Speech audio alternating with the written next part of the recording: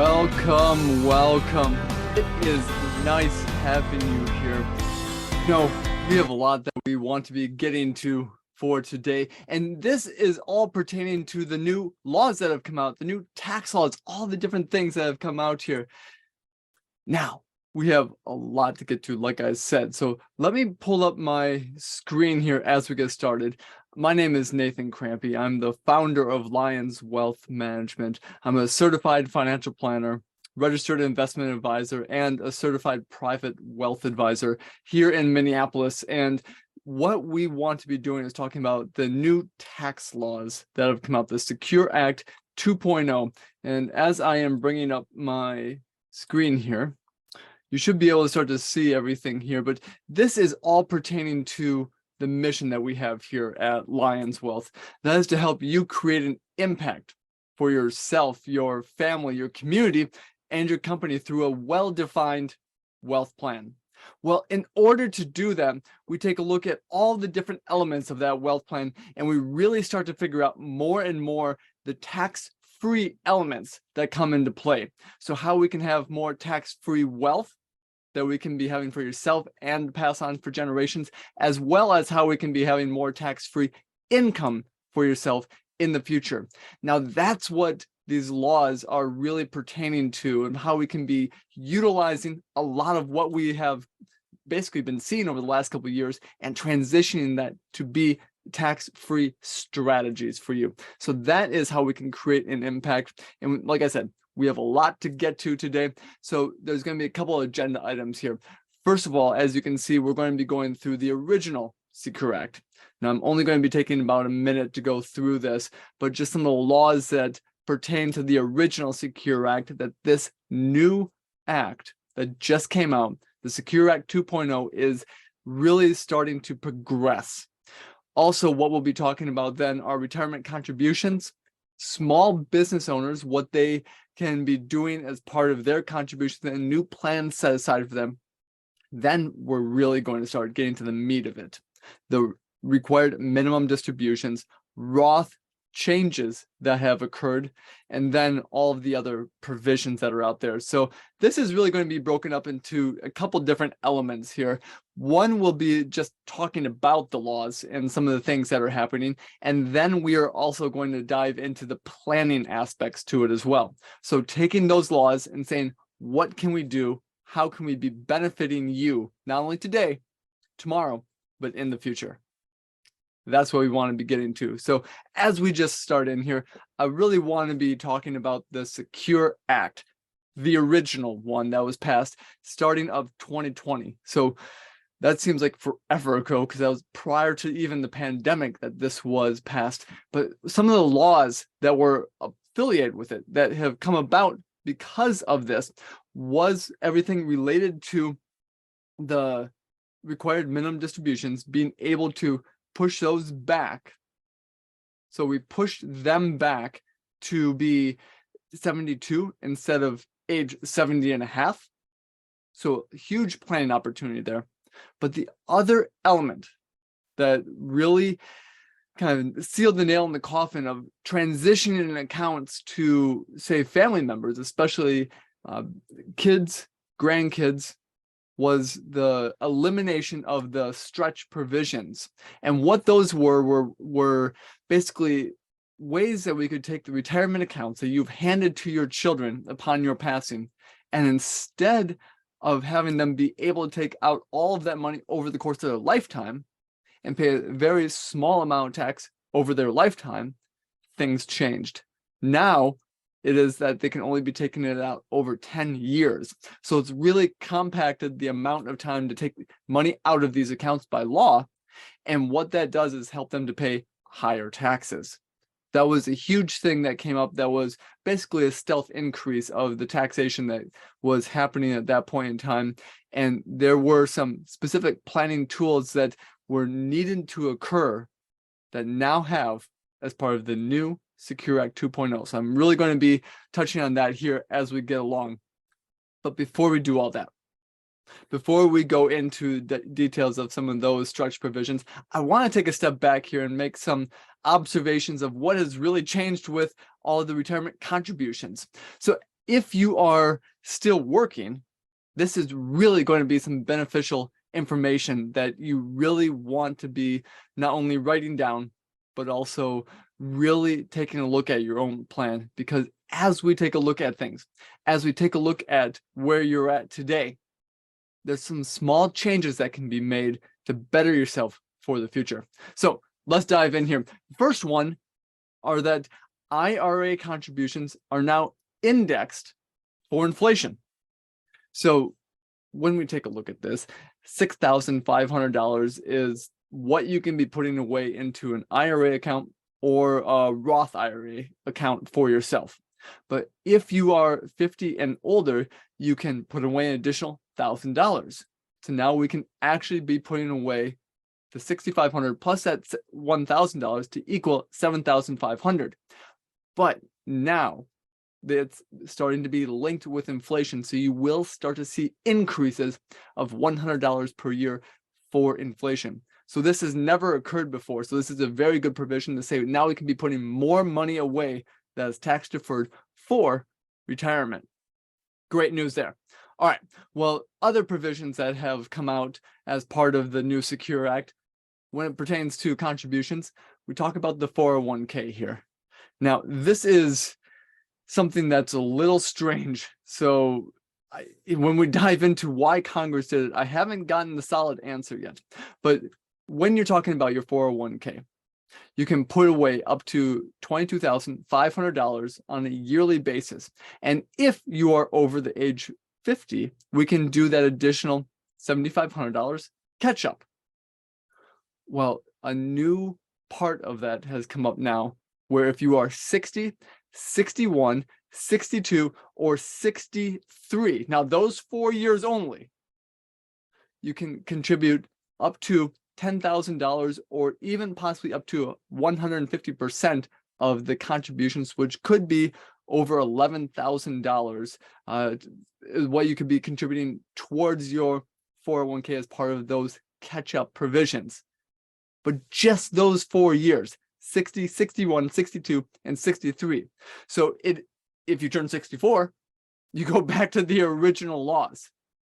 So I guess you would call this the reverse donut hole effect, where basically you can fill up more buckets of money into those pre-taxed retirement plans, but only for that period of time. Then it reverts back to where it is. So just be a note that if you are within that age, you can be putting more money away as part of your retirement plans. But not to be left out, simple IRAs are having the same exact provisions for these catch-up provisions. So with a simple IRA, you could put in $15,500 with an additional $3,500 of catch-up into that part of the plan if you are over the age 50.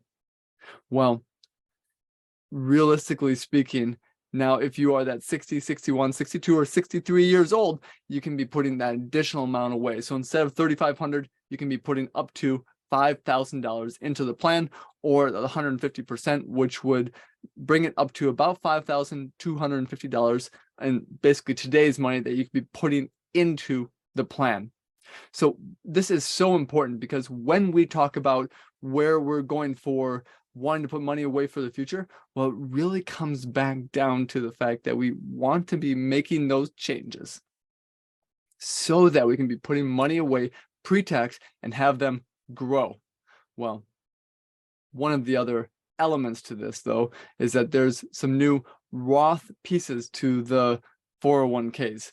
Now, it has come about over the last number of years that 401ks are able to have the Roth 401k provisions part of it, but the new contributions that we do as part of the catch-ups, especially if you are making more than $145,000, by law, now you have to put that catch-up into the Roth side of the 401k.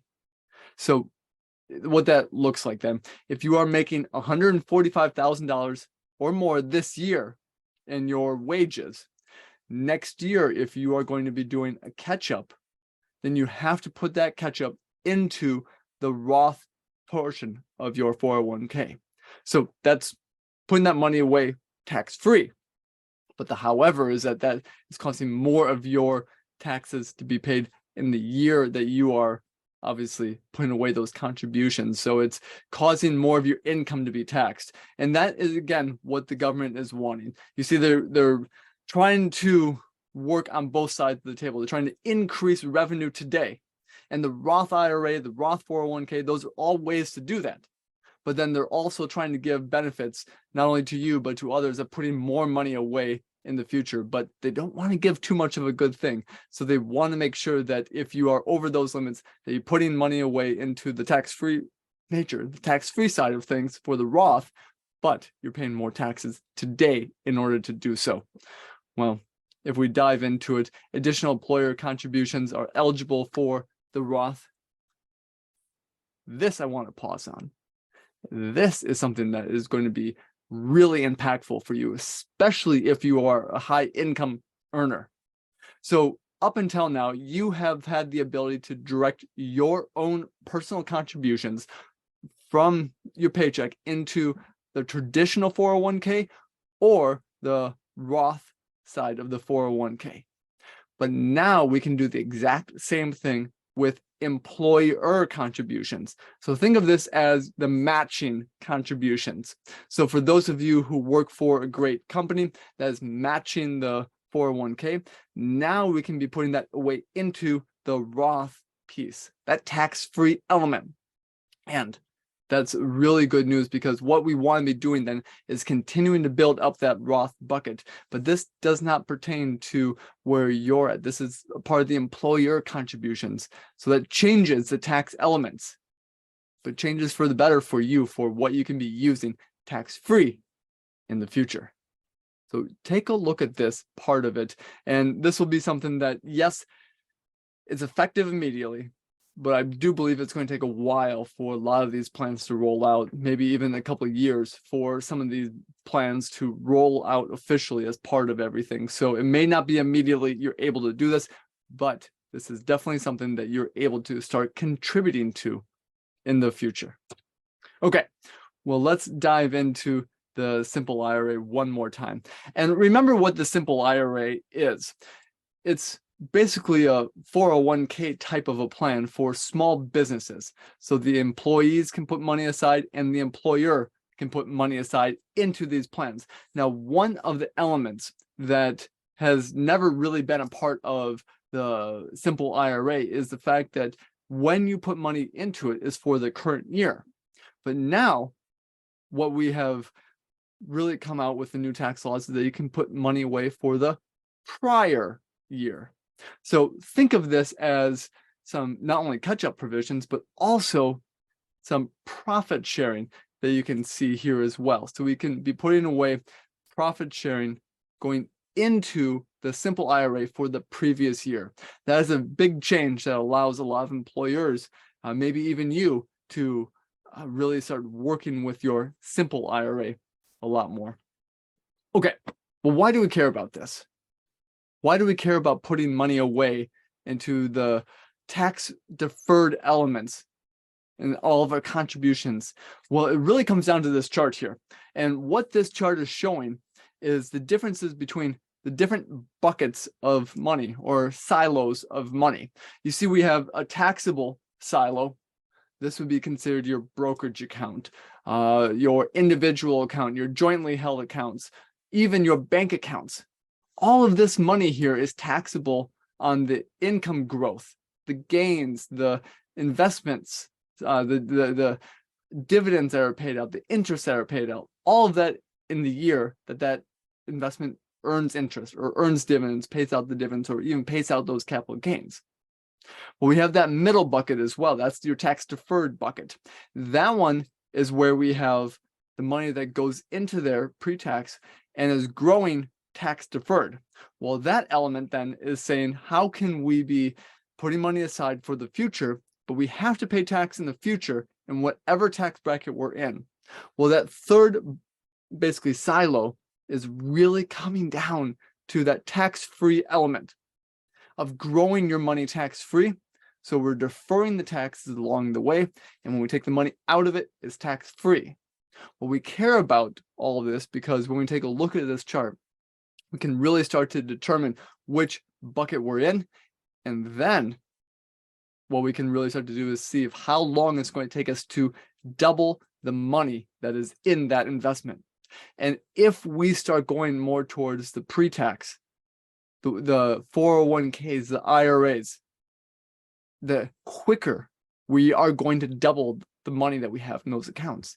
And if we go to the tax-free elements, now we don't have to take money out and pay the tax on it. So there's going to be a lot more benefits to putting money away in tax-deferred and tax-free versus the taxable account, specifically when it comes to growing the assets. So that is exactly why we care about this, because the growth that we have off of these assets can now really start to really work for you and your family. But let's kind of move on here, because I want to really bring this forth as part of some of the planning here in just a few moments. But before we get there, I want to talk about small businesses as well. You see, when we talk about the different plans that are in place for small businesses, we have the different SEPs, the simple accounts. But now, for the first time, we have the Roth Simple and the Roth SEP. So the simple account is where we can have the employee and the employer make contributions. The SEP IRA accounts are where the employer can only make contributions, but it's always been on a pre-tax basis. But now we can start directing that on a tax-free Roth IRA basis. So we pay tax today on the money, and then it goes into the accounts and it starts growing tax-free. That is another really good element, because when we have differences of taxation in years, maybe you have some stock options that have matured. We're going to have a higher tax burden this year. So we may want to change the elements of where we're planning for contributing to. In a future year, maybe we don't have those. So we can go into the Roth portion of it and really start to put more money away into the tax-free elements. So that's a really nice part of what the new laws have provided. Okay, well, let's keep going here. 401ks are now for sole proprietors as well. So this is something that if the plan is established, generally up till now, you've not been able to put money away for prior year contributions. But if the plan is established, you can now put money away for last year. And this is done if we're done really in the first couple months of the new year, starting the new 401k plan for you as a sole proprietor. So definitely take a look at this, because there's going to be some great provisions there.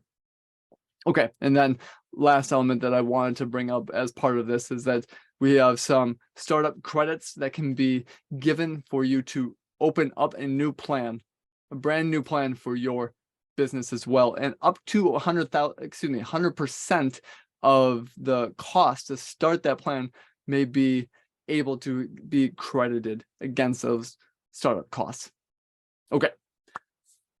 Watered down mandates with auto enrollment. So again, if you have this account established as you as the employer, then what this is saying now is there's all of the ambiguity has been put away, and we can start it auto enrolling your employees at 3% all the way up to 10%. And then we can put a 1% increase in there that goes up to 15%. So just again, know those rules as part of it, how that can pertain to money going aside into the retirement plans for your employees. Well, one more element here, and I call these to make these stop changes, because there's a lot that's in this, and this was one of the more massive changes to all of the planning that has gone into retirement planning with respect to Congress. And one more element here that I wanted to really touch on here as part of this is the starter 401k plans. You see, we talked about the simple, that is just like a small 401k, but a lot less paperwork, and because of that, you can't put away as much money into those types of accounts, but the employee and the employer can contribute to that. Well, the SEP IRA is only allowing the employer to contribute, but now a third type of 401k has come out. It's called the starter 401k, and this is something that you can establish for your companies and only allow the employees to contribute.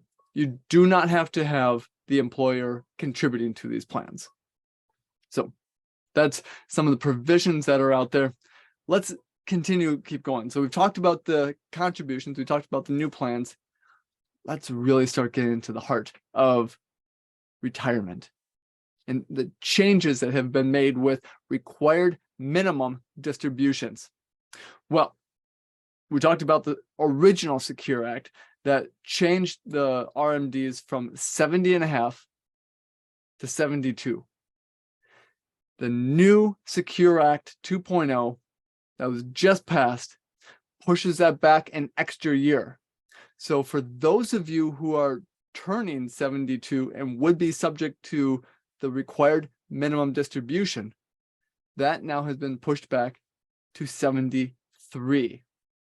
So what that looks like, if you are now born in 1951 all the way through 1959, you do not have to take that basically distribution in that year that you turn 72. You're going to wait until you turn 73. One more provision they put in here.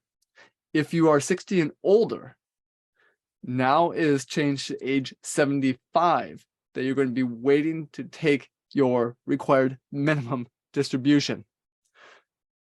Great news for many of you, because that can postpone and prolong when you need to take your required minimum distributions. Now, okay, let's kind of talk about this.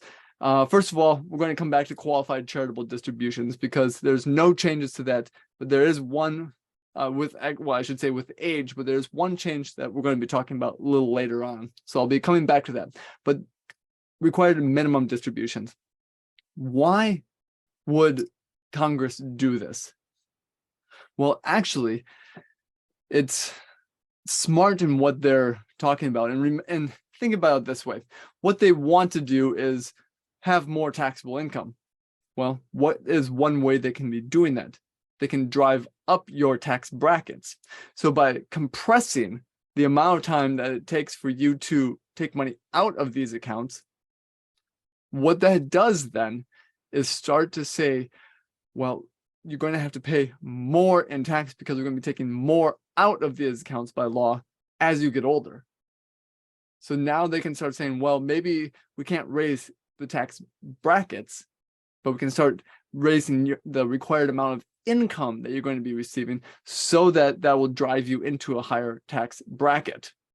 That's just one thought process that I had of why they would do something like this. And that also is coming back to say, well, there's a lot of side effects to this as well. One is that maybe you actually pass away before you take required minimum distributions out. That has a higher likelihood and chance of happening now. So that money goes to the kids, the grandkids. And as part of those inherited accounts, remember, there's a shortened window of time that they need to take money out of these types of retirement accounts. So it all comes back down to the taxation. But there's another element here that we can be doing. One of the other side effects to this is that we can actually be going through a lot more planning. So we can postpone when we have to take money out of these accounts, and that'll really provide planning opportunities. So really starting to think through those planning opportunities is going to be vitally important. Now, one note here, if you already are taking a required minimum distribution, you cannot stop. So if you were 70.5 on the original laws and you needed to take money out, you're not going to be able to stop and postpone it for this year. So this is only for the new required minimum distributions that are coming out, that if you are turning 72 this year, you can postpone it an additional year till 73. But what are our planning opportunities? Well, let's go back to this chart. And this is just another way of looking at that original chart that I showed you. Instead of how long does it take to grow the accounts, what we're going to do is take a look at what the tax drag does on our accounts. And so when we are looking at the different accounts, whether it's investments in equities or bond funds or the likes of alternative investments, it all comes back to the fact that taxes can have a huge drag on your performance. If we have a lower performance, it takes longer to double the money. Also, if we are taking money out as part of the required minimum distributions, the accounts could start spending down a lot sooner. Well, what we look for then are the opportunities, and with postponing taking those required minimum distributions, that allows us a lot of opportunities when it comes to all the tax efficient types of investments that we can be doing. So those tax efficient investments now come back down to, if we're in that taxable silo, maybe the investments that are not paying capital gains. Maybe they're not paying for different types of investment dividends or interest that's coming out of there. But we started talking about contributions into retirement accounts and the new types of accounts that were being created by the law. If we have a lot of money that's directed into those pre-tax traditional 401ks, traditional 403b type accounts, we have a lot of money that's potentially going to be taxed when we have required minimum distributions.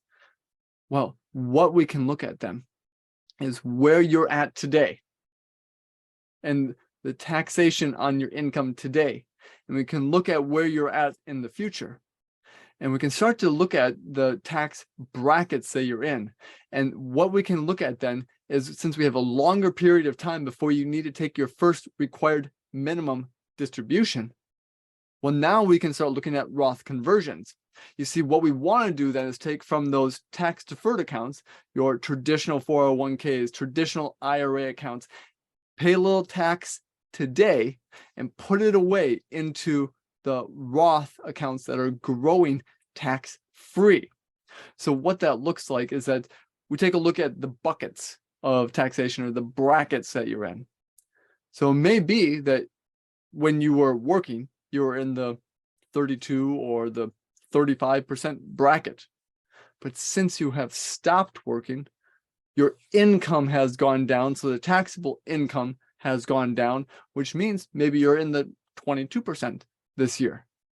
And just maybe we're halfway through the 22% bucket or bracket.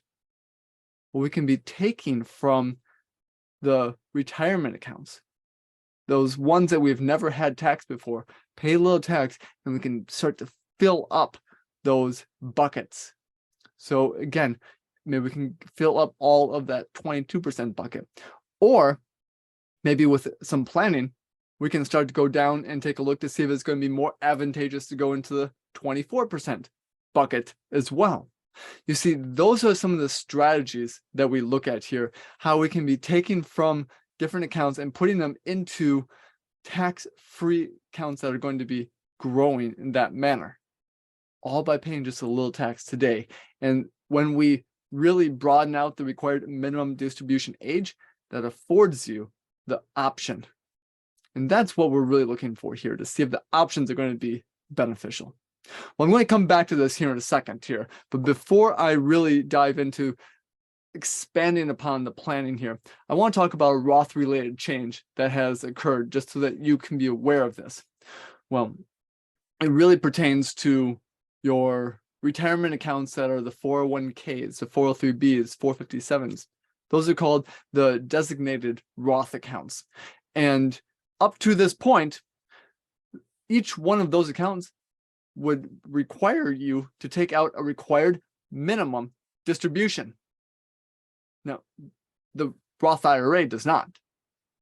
So the Roth IRA did not have a required minimum distribution, but the Roth 401k did.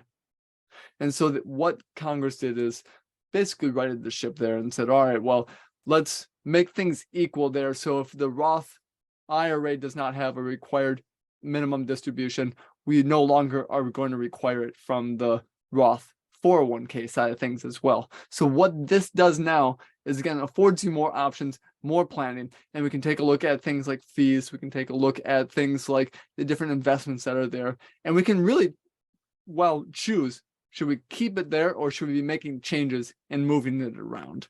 So that's one great element to the Roth accounts, the designated Roth accounts, that you need to be aware of, especially if you have retirement plans that are out there, because some may be worth keeping there and others may be worth transferring and rolling that over into Roth IRA accounts. But it's just a matter of looking at the individual accounts. So I wanted to make that known. But let's go back to the planning. Because when we start taking money out of it, this is really bringing forth that concept. You see, when we have, and look at in the blue here, your income coming in, when you retire, your income most likely is going to fall off a cliff. So your taxable income is going to fall off a cliff. And before Social Security kicks in, before you have maybe even your pension kick in, before required minimum distributions kick in, you're going to have a lot less in taxable income. So when you take a look at it, your brackets are actually going to be less than what they were of what you're paying tax in.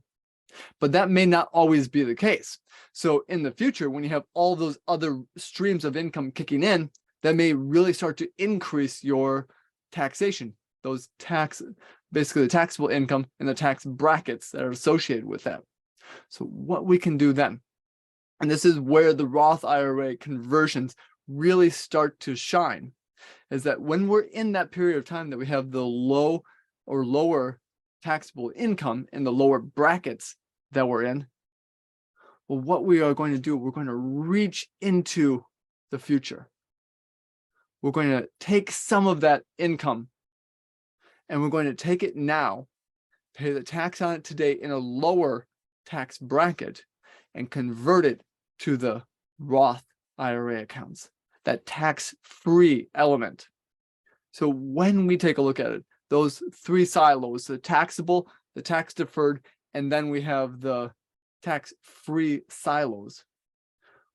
If we can start building up the tax-free silos and the taxable silos when we're in the lower tax brackets, and especially if we are in a lower tax bracket where we can take money from the 401k, from the IRA account, convert it at a very low income bracket for taxation, well, then we can even be using some of that taxable income in order to do that. So you can still maintain your lifestyle. You can still maintain the things that you want to do while we're making changes in the taxation and where the accounts are going, the assets are going, and ultimately how much we can be putting away for tax-free in the future. Now, in what you're seeing here, just this type of strategy for this scenario here ended up actually helping to increase this client by over $1 million, the amount of wealth they had. So the strategy can really work when we really start to do this well. And that's what the required minimum distributions as part of some of the new Roth changes affords us. So it's a great element to take a look at this strategy. Okay, one other provision to the Roth IRA that you should be aware of here. When it comes to retirement accounts and savings accounts for your grandkids, possibly, the 529 college savings plan is been a great place for you to park money for, say, your grandkids, or maybe even your children as well, so they can go to school.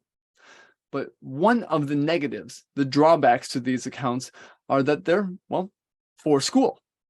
So what happens when your grandkids have full ride scholarships and they don't need this money? Well, that is changed now. So now we can actually step in and we can really start to have the 529 convert into and transfer into the Roth IRA for your grandchildren. So if they don't need this money, we can put it aside for the future, and that's tax-free money. You see, when we go into the 529, it grows tax-deferred, and it's tax-free when we use it for school. But now, if we have the account that's open for 15 years, growing that tax-deferred, and then we take it and put it into the Roth IRA, we can continue that growth for the future for their retirement. And that can be tax-free. So you're providing a tax-free opportunity for them in the future. And that is also something that's been really advantageous now as part of the 529 plans. You can do a maximum of $35,000 into this. And there are still some limits, especially the 5-year limit as well, where the contributions that you've made in the last 5 years are ineligible to be put into that Roth account. But this is a really, really good place now to save. Even if you don't have the accounts established for your children or your grandchildren, do it. Put just a small amount of money in there just to get one started, to start that 15-year window. And then we can start to figure out the details and the contributions that go in there and how we can be putting money aside for them in the future that is growing as part of the tax-free Roth if they don't need it for schooling. Great, great tool for planning for them for the future. Okay, well, as we move on here, I'm going to come back to this here in a second. This is just some of the planning and some of the probability of successes that we can be doing with helping to improve your overall wealth plan. Before I get to that, I'm going to go through some of the other provisions here. Now, I fully admit that some of these are going to pertain to you and some of these aren't. So the ones that don't, obviously, we'll get through pretty quickly, but the ones that do is really good to know about. Well, let's start with new post-death options for surviving spouses. Now, what this is when you are really, say, if you have passed away, your spouse is going to have to inherit your accounts. And they can do it in a couple ways here. So especially your retirement accounts is what we're talking about here. One is that they can take those retirement accounts as part of their own and treat it like their own. And then they pay money on the required minimum distributions based upon their age. Well, another way to look at this is that we could have taken it as part of a beneficiary IRA, and we can maintain the age of the deceased spouse. So your deceased spouse. Well, what that will then do is change the fact that we don't have to take as much money out for required minimum distributions. But beneficiaries were still up in the air. So the change has occurred here is that now, if something happens to your spouse and you're taking over their account, you can treat that account like they are still living and it's still their account. Now, why would we do that? Well, especially if you as a surviving spouse were older than your deceased spouse, well, then you could actually have the money set aside and take less out in required minimum distributions today because you're based upon their age, not yours. And then secondly, the other real benefit is that it keeps the beneficiaries intact as the first line. So what that will do then is, especially if some of your beneficiaries qualify under the new provisions for continuing that stretch IRA that we talked about very early on that went away. Well, that's for the majority of individuals, but there are still some individuals who are eligible. So those are the eligible beneficiaries that could stretch out the account over the course of their lifetime and pay less in tax because of that. And if that's the case, then it'd be a great option to look for to do this. But what this also shows is that there are now many, many options that we're going to have to go through. This is not just an easy process of saying, do you want to take the account as part of your name or do you want to take it as part of an inherited account? Now we have a lot of planning, and this is just a very rudimentary flow chart here that we've put together as part of this, and we're going to have to update this to actually look pretty. But I just want to show you that there are now many options that we have to go through here. And when it pertains to all that, that's one of the planning pieces that you can go through. Okay, well, let's come back to what we talked about with the qualified charitable distributions. You see, QCDs are huge when it comes to planning. Now, what those really are ways that you can direct money from your IRA account or your retirement account and go directly to the charity. Huge benefit for you tax-wise, and we get to benefit the charity that you're donating this money to. Well, the new changes that have come about are the fact that now, instead of going from your IRA account to the charity, we can direct it to, say, a trust, like a charitable trust. And that allows you a lot more options as part of the trust language of how to distribute that money to the different charities. So now we can have a very good option of saying we can be going to those charities, but as part of a trust. And this is something new, but we can do up to $50,000. So one time, lifetime, $50,000, not only for you, but we could do it for your spouse. So we could go $100,000 into one of these trusts, and it may or may not be advantageous for you to do. So obviously check with your tax professionals and your attorneys to figure this out correctly, if it's going to be tax efficient to do this, or cost efficient, I should say, because these plans do have a lot more costs associated with them, but the options they provide can be very beneficial. Well, again, why should we do qualified charitable distributions? It's a really good benefit to you when we take money from the IRA and go to charity. You see, normally we would take from the IRA and we would go directly to your bank account. Well, if we go to your bank account first before we go to charity, we pay tax on that. So if we want to gift $5,000 to charity and we're in the 24% tax bracket, that's about another $1,200 in taxes. So that $5,000 of gifting is going to basically be a total cost of $6,200 to you, just based upon taxes. Now, we don't even know if we would be qualifying for the deductions, because if we're outside of, if we're in the standard deduction range, we may not even be able to qualify for having a deduction here. So this cost could be actually huge to you in order to do just a charitable contribution. But if we go from the IRA account, the retirement account, directly to the charity, we don't pay tax on it. So that $5,000 goes to them. And if we basically subtracted out the taxation of it, the total cost from you is going to be less than that $5,000, just because of the fact we don't have to pay the tax.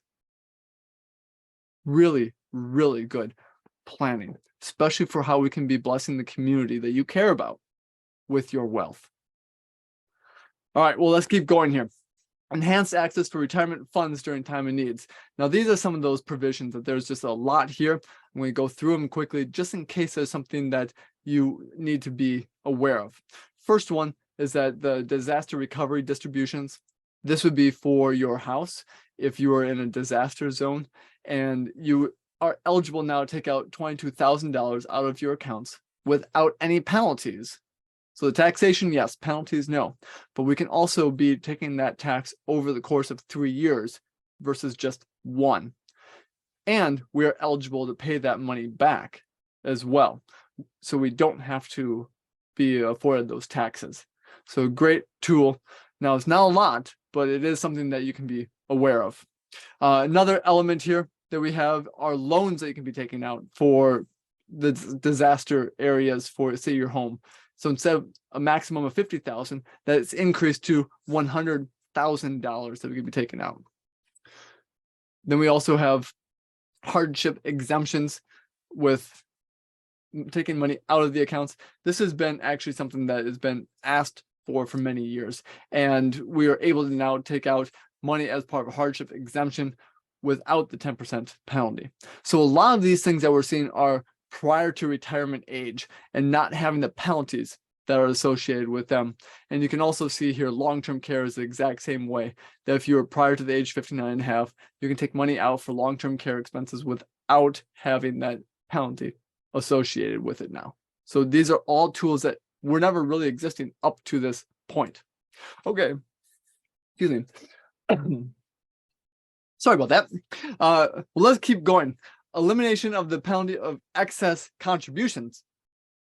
Well, we talked about the contributions. Sorry.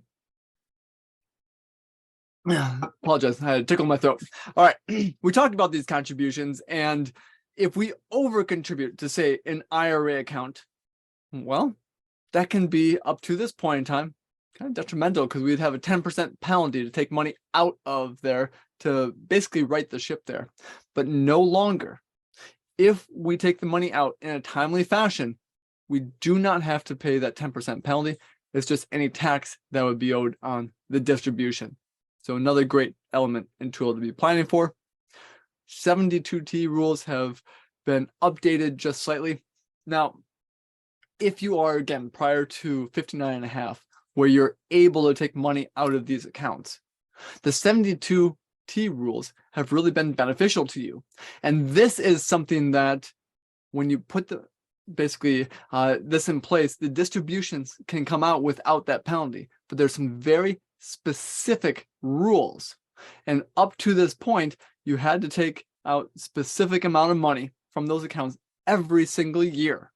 And we couldn't touch that account ever again until we were able to stop taking those 72T distributions. And what I mean by that is we couldn't, say, move some of the accounts to other places or take more in distributions from those accounts. But now the rules have changed that as long as we maintain the exact same dollar amount, we can take some of the money out of this account and transfer it to other accounts. So now we can go to different accounts, have different ways of growing the assets. But if we maintain that one account, maintain the exact dollar amounts that are coming out of that account as part of the 72T provisions, we will not have any penalties associated with that. And then lastly, we have the emergency savings accounts that have been created. Now, this is another great provision that's out there that now we are able to be growing the money on a tax deferred basis, part of your retirement accounts, but you can also designate some of that into these emergency savings accounts. And you can designate some of your employer match into these accounts as well, so that in case something happens, you have the ability to take out of that. So that's a little bit about the savings account there. Then what we want to do, dive into the relief for the retirement plan mistakes. Last element here, required minimum distributions allow that we need to take money out. Yes, but what happens if we don't take enough out? For some reason, we miss taking some of the money out and not all of the required minimum distribution. Well, instead of paying 50% penalty, now we're only paying a 25% penalty.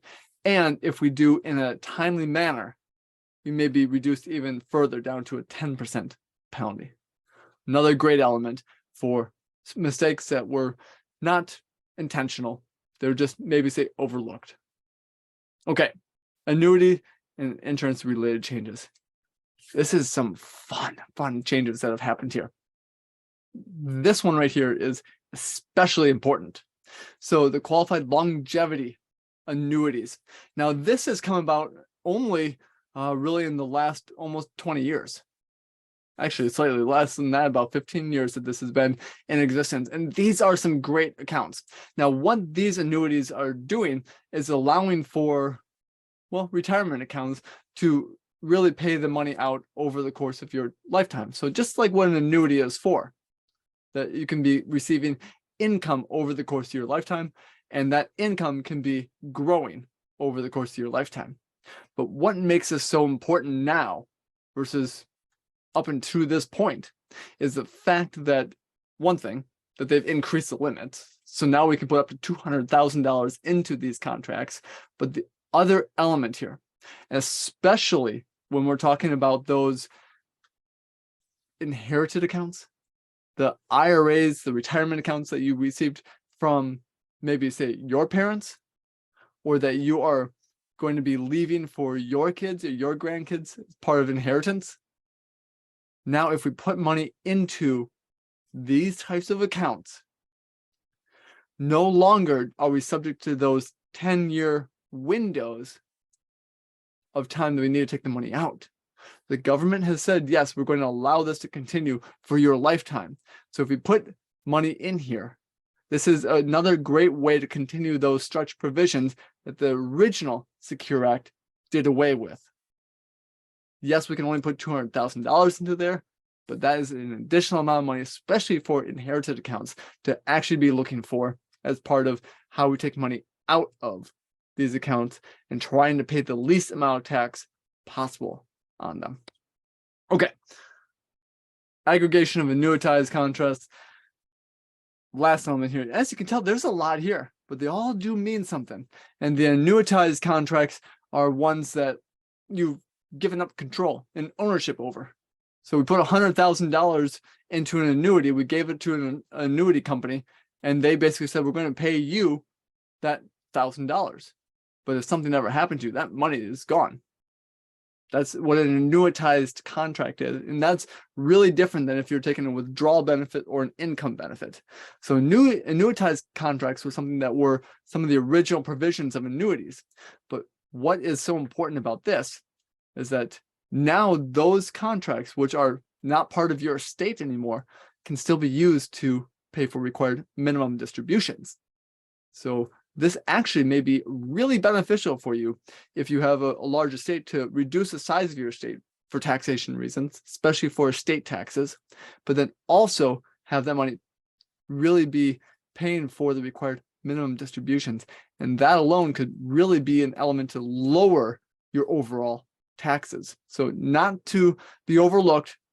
Obviously, there are some reasons not to do them, and there's some reasons to do them, but how they are now eligible to pay for those required minimum distributions is actually really quite interesting. And then student loans can be matched by your employer as well. So you can be putting money away for student loans, and the employer can match the amount of money you put away. All right, well, that's a lot of the provisions there. One that has not changed, and is a very, very big element here: the backdoor Roth. You see, really, when we talk about how to put money away to the tax-free elements of the Roth IRAs, if you are a high income earner and are over the limits to put money in there, you can't do that. And if you're over those limits, well, we can't put money away into a traditional IRA that can have those deductions. So we have to put money into a non-tax deductible IRA. Well, if we do that, we can still actually convert into a Roth, even if you're over the limits, and put money away into the tax-free element of the Roth. That has not changed. So even if you're over the limits, you can still put money into Roth IRAs with these backdoor Roth provisions. Okay, a lot there. Let's kind of take a step back, take a breather. Planning opportunities behind this. We want to take a look at where you're at today. And this is something that you can be doing as well. So where you really want to start here, and when you're thinking through these laws, take a look at where you're at today. So assess where you're at for the investments, and then what that means for your overall net worth. Well, we can also be taking a look at your income streams as well. And we can be taking a look at not only your Social Security, now when that kicks in, maybe you still had some working income for part-time work, consulting work, but you also have the required minimum distributions. And we can start mapping out, just if we stayed on this trajectory without doing anything, where we're at. Well, what we can do then is start looking at the small changes that can occur. Maybe we do have one of those tax cliffs that I was talking about here, where we have the taxable income that's really gone down because we stopped working, but we have not kicked in with Social Security yet. So if we can reach into the future and we can grab some of that taxation money from the future with the required minimum distributions and pay that tax today and convert into the Roth IRAs, we're going to change the income. And so what we do then is start putting side-by-side comparisons. And this is the mathematical comparisons. And we call this the probability of success.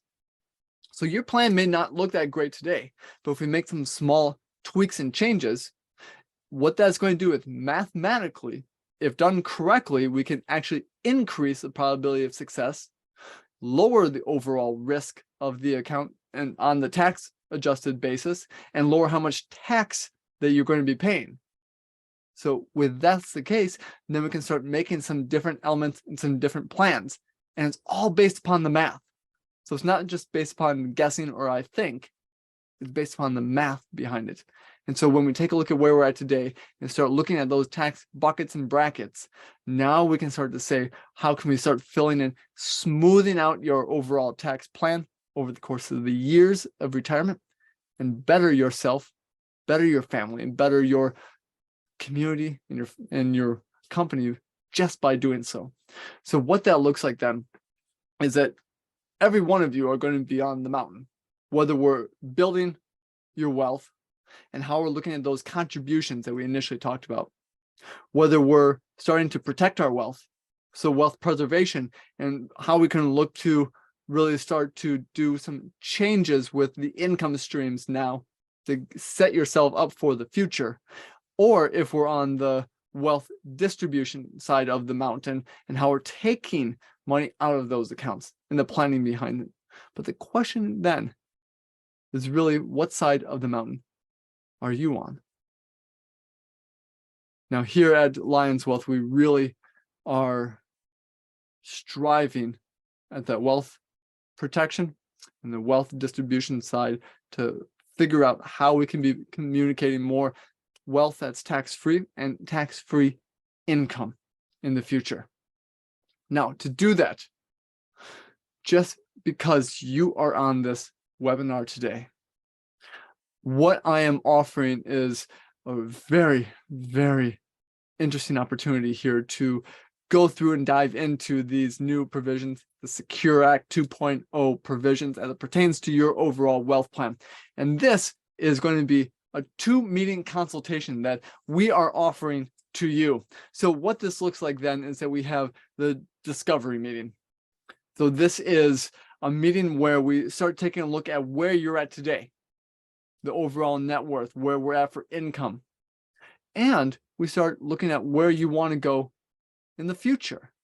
So again, all the different income streams that are part of there, when we're going to be taking cruises or vacations, when we're going to be buying that house, selling the one you're in, all of those different details.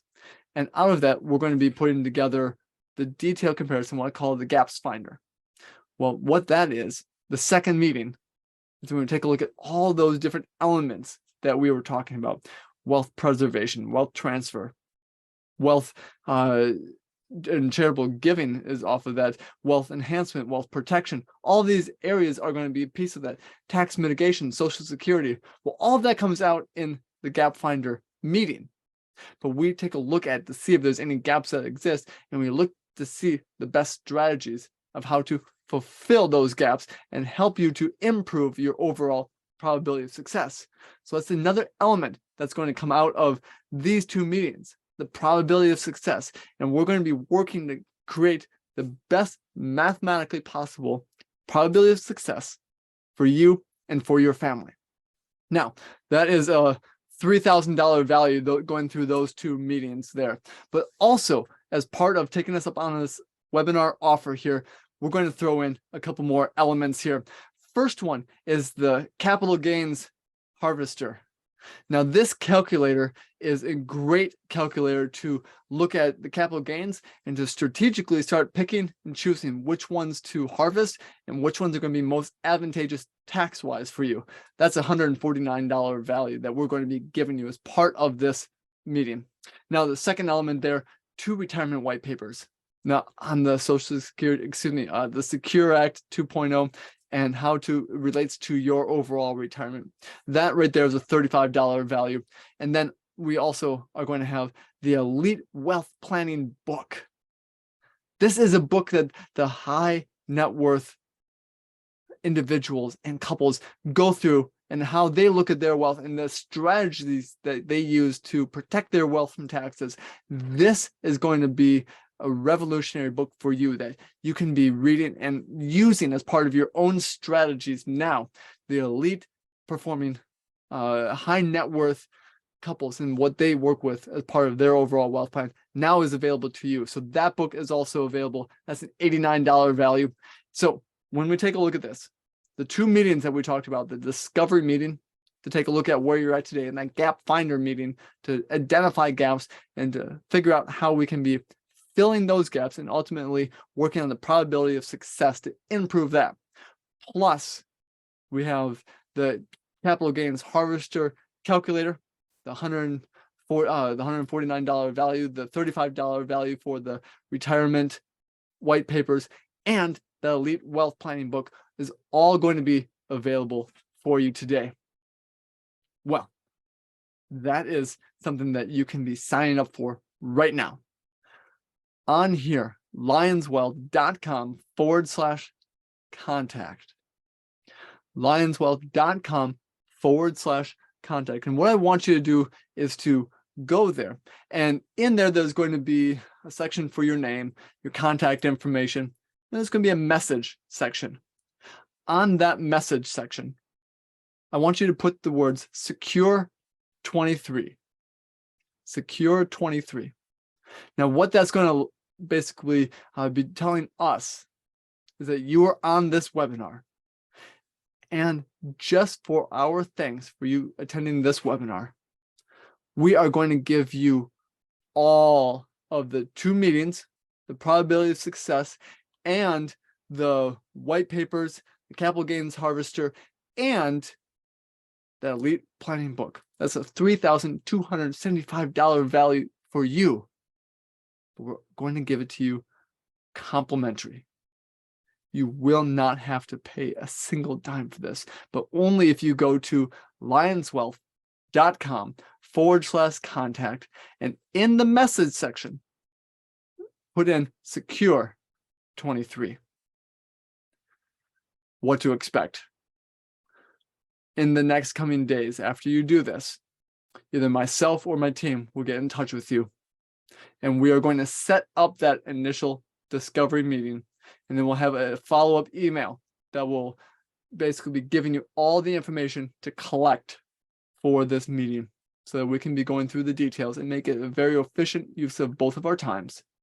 So we can be looking at that discovery meeting and identifying where you're at today so we can really prepare well for that gap finder meeting and how we can be benefiting and improving your overall probability of success with the new Secure Act 2.0 laws, provisions, and most importantly, rules on how we can be shifting money to the tax-free elements. With that, I thank you for being part of this webinar, and I look forward to seeing you in our discovery meeting. Take care.